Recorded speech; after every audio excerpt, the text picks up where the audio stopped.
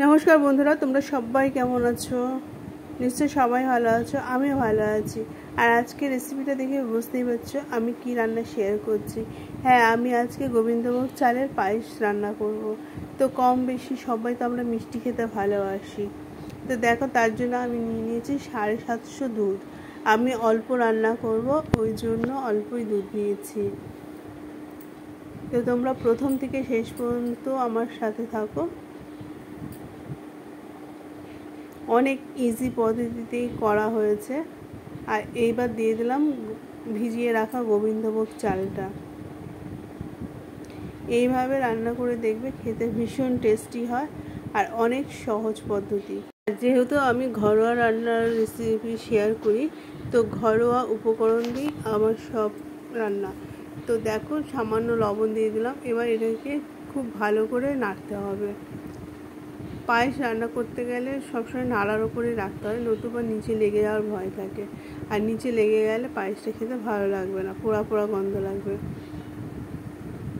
তো বন্ধুরা, তোমরা যারা দেখছো প্লিজ একটা করে লাইক দিও। আর যদি ভালো লাগে শেয়ার করার মতো, তাহলে অবশ্যই শেয়ার করে দিয়ে আমার পাশে থেকে যেও সবাই।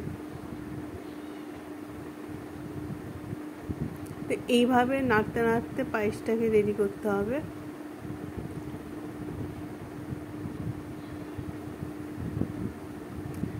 আমরা তো কম বেশি মিষ্টি সবাই খেতে ভালোবাসি। এবার আমি দিয়ে দিলাম 2 চামচ মতো পাউডার দুধ।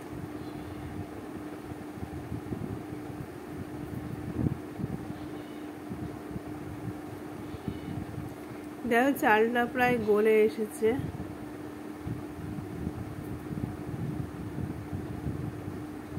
তো এইভাবেই নাড়তে হবে।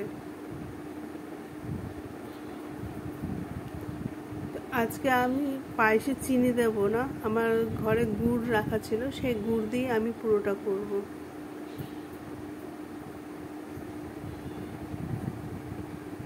বন্ধুরা, তোমরা পায়েস খেতে কে কে ভালোবাসো অবশ্যই কমেন্ট বক্সে জানিও।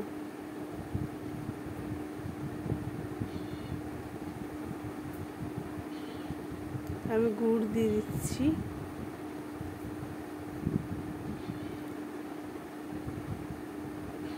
আর বন্ধুরা, যারা নতুন আমার চ্যানেল দেখছো প্লিজ একটা করে সাবস্ক্রাইব করে দিও, যাতে আমার রেসিপিগুলো তোমাদের নোটিফিকেশনে চলে আসে।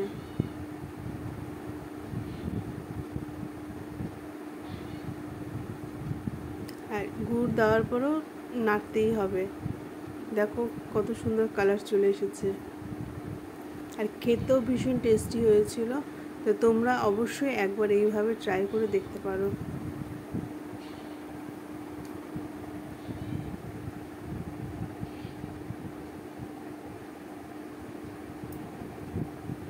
নাড়তে নাড়তে যখন একদম ঘন আঠালো হয়ে যাবে, তখন আমার পায়েসটা পুরো রেডি হয়ে যাবে।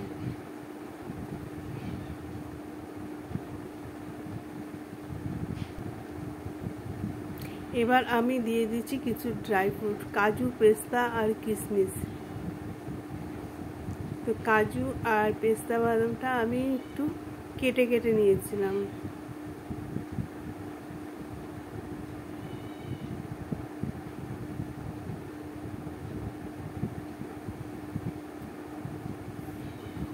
দেখো ফুটে গেছে। এবার আমার পায়েসটা প্রায় রেডি হয়ে গেছে। তো বন্ধুরা, তোমাদের কেমন লাগলো আমার কমেন্ট বক্সে অবশ্যই জানিও। আর লাইক শেয়ার করে দিও। আর যারা নতুন দেখছো প্লিজ সাবস্ক্রাইব করে আমার পাশে থেকে যেও। তোমাদের লাইক কমেন্ট পেলে আমার ভিডিও বানাতে আরও বেশি ভালো লাগে। আর মিঠাই মেট দিয়ে দিলাম লাস্টে। এবার একটু নাড়াচাড়া করে নামিয়ে দেব। দেখো, একটা সুন্দর কালার চলে এসেছে, খুব সুন্দর স্মেলও আসছে। আর ওপরে একটা মোটা সর মতনও পড়ে গেছে, তার মানে আমার পায়েসটা পুরো রেডি।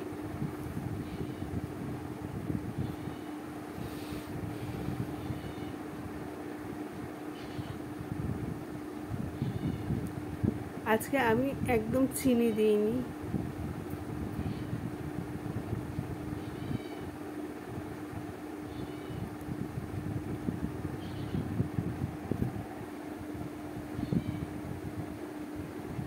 তোমরা এইভাবে একবার ট্রাই করে দেখো, ভালো লাগবে।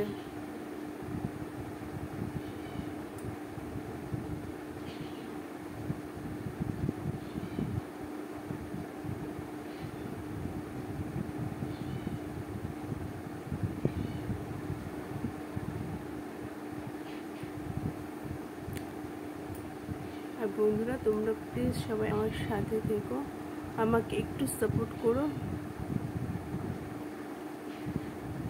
দেখো আমার পায়েসটা রেডি হয়ে গেছে। এবার আমি একটা অন্য পাত্রে এটা ঢেলে নেব।